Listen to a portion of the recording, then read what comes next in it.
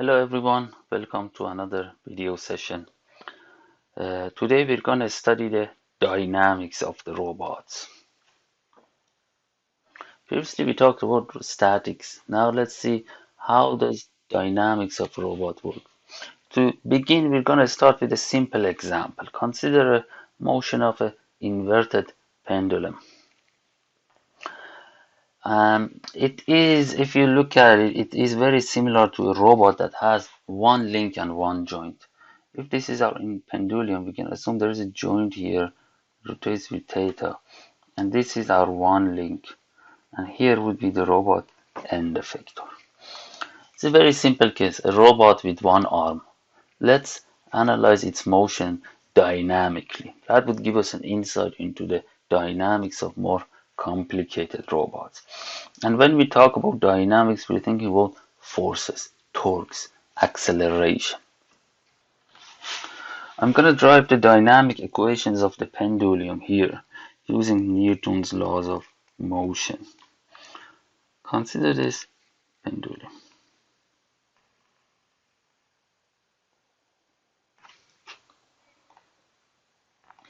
Let's say this is a one joint of a robot, and there is a torque applied at this joint,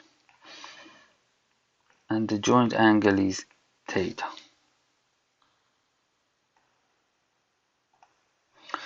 Let's say at our joint we have friction that are stopping the joint from movement. Usually any physical joint has some sort of friction. Let's show this friction using this equation k theta dot. This is a friction that is usually called viscous friction. It tries to stop the joint from moving proportional to its velocity. So when the velocity of the joint increases, more friction is applied to it. And let's consider that we have the mass of this robot link is given by m, therefore a force equal to m times g, gravity constant, is applied to it. Now, using the balance of torques, we can write that summation of torques applied to this object is equal to its second moment of inertia times acceleration. This is from Newton's law. Summation of forces applied to an object is equal to mass times acceleration. Summation of torque is inertia, moment of inertia times how much it accelerates in angular acceleration. So this is from Newton's law. Let's write the summation of torques. We have one torque at the joint.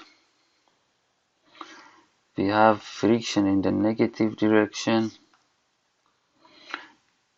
This object, the mass of this one link, it applies a certain torque at this point. It's equal to the mass of the object times g. Let's say the length of this is r sine of theta. So this is r sine of theta, this length. And this object applies a torque equal to mg times r sine of theta. Summation of all these torques should be I theta double dot. This is the forward kinematics for one link arm, simply is that, which gives us the joint acceleration theta double dot, its velocity as a function of the forces and torques and mass of the link itself. If I want to rewrite this in this format, it would be I theta double dot minus mgr sine of theta would be equal to tau minus k theta dot. I will show later that any serial robot that you use will have a specific format like this when you develop its dynamic equations. It will always have joint acceleration like here multiplied by an inertia matrix, or simply in this one link robot a scalar value. We show this by M. There is always gravitational terms. We show them by G. These would be always function of the robot's joint values as well. And this side of it would be the torques at the joints of the robot with any friction on them. If the robot get more complicated, there would be two other terms here as well, which I will show later. So going back to the equation of pendulum, this is the dynamics of the pendulum, one link robot that we calculated. If we write it like this, when we have theta double dot as a function of everything else, this is what we call forward dynamics. Forward dynamics gives us the acceleration of the joints as a function of the forces, torques, mass of the links. We can also look at it this way, inverse dynamics. When we have the torques required at the joints as a function of everything else, as a function of the acceleration of the joints, the forces at the end effector. So this would be our inverse dynamic. So it's a bit different from kinematics, but to keep in mind, forward dynamics gives us joints accelerations, inverse dynamics gives us the joints torques. Let's go to the next robot. Consider now a robot that has two links. It's a pendulum with like a double pendulum. Again, we have two joints here with torques applied. How can we derive the dynamic equations for these? Before we go there, I just want to mention that dynamics of the robots are much more complicated than kinematics. For a simple two-link robot, if you write the dynamic equations and analyze its motion, you would see that based on how much force or torque you apply at the beginning, it could have a chaotic motion. It would go anywhere in this space. This figure shows its trajectory. So for this even simple case, the motion of the robot, dynamic motion, becomes very complicated. That's why we've been studying kinematics all this time. Kinematics usually is enough to analyze the motion of the robot, and it gives us enough information about the robot to know how to deal with it, how to move it. Dynamics is only used when we're dealing with the specific forces that you need to apply with the robot, or you care about torques at the joints.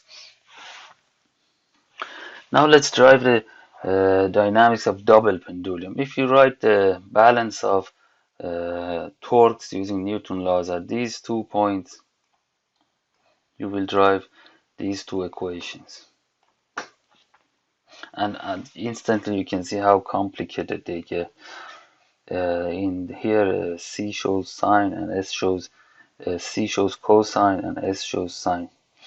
And you see how complicated torques are. There are a variety of terms.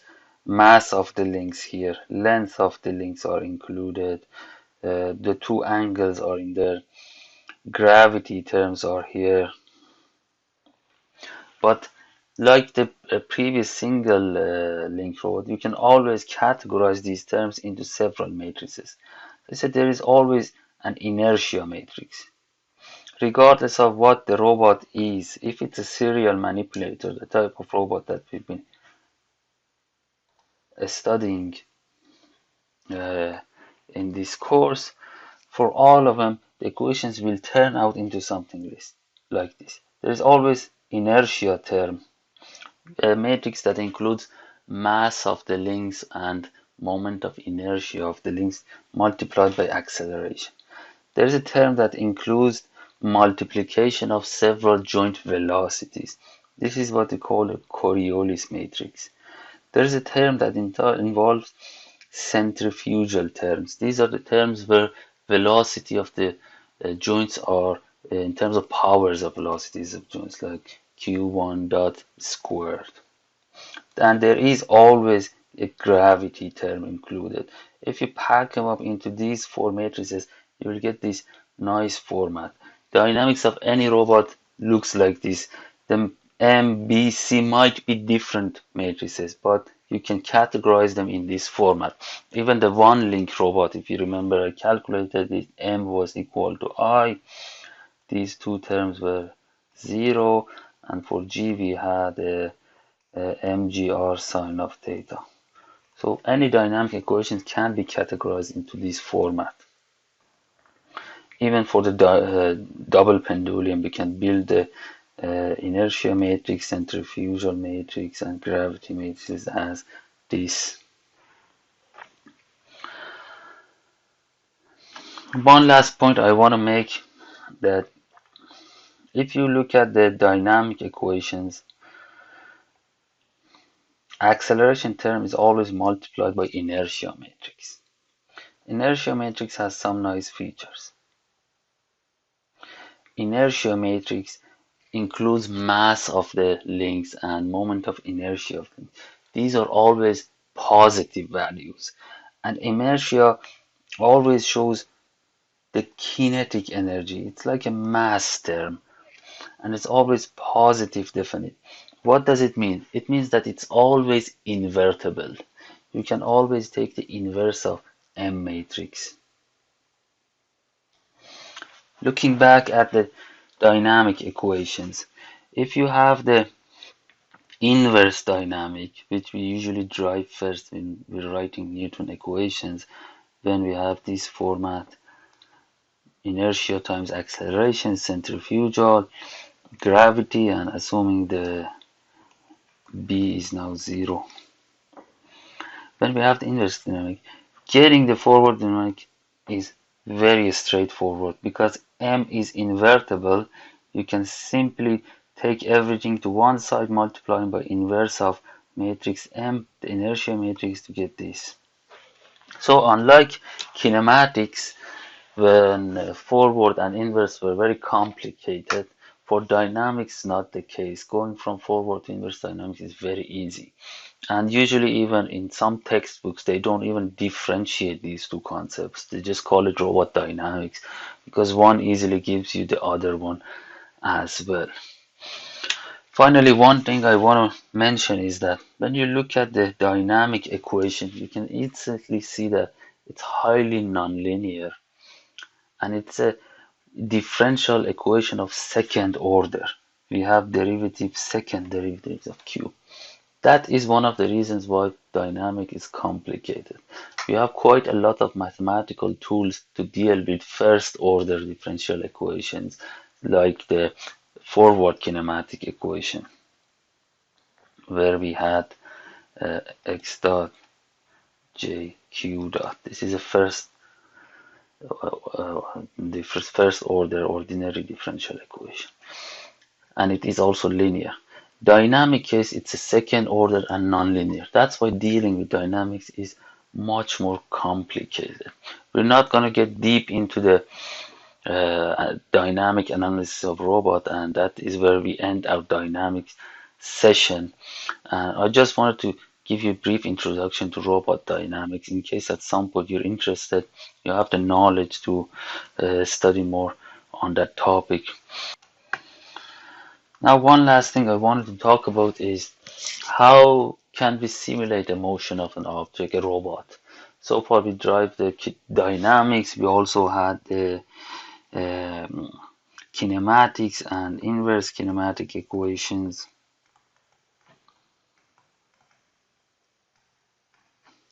How can we use them to simulate a robot if you wanted to write the code? It's always done numerically by taking integral. For instance, if you want to show the joints, how they move, you take the integral of this equation. So Q would be integral of Q dot. So if you start from one sampling time, you would write it as Qt0 plus Q dot delta t, and you replace Q dot with this equation. So it's done numerically. It's using, for dynamics, is the same. You need to take double integrals. You can use any type of solver, like using Euler integration rules. Taking one integral will give you Q dot, and taking the second integral will give you Q. So if you have the dynamics, you can easily get the joint motion as well.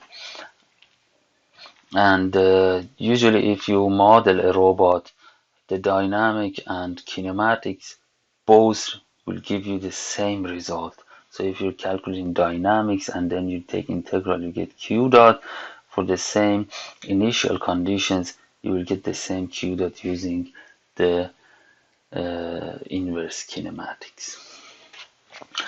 Now that we have learned a lot about the robots, we're ready to work on controlling them. What does it mean? In the next few sessions, we're going to talk about how can we employ this concept of forward and inverse kinematics to ask a robot to do a job.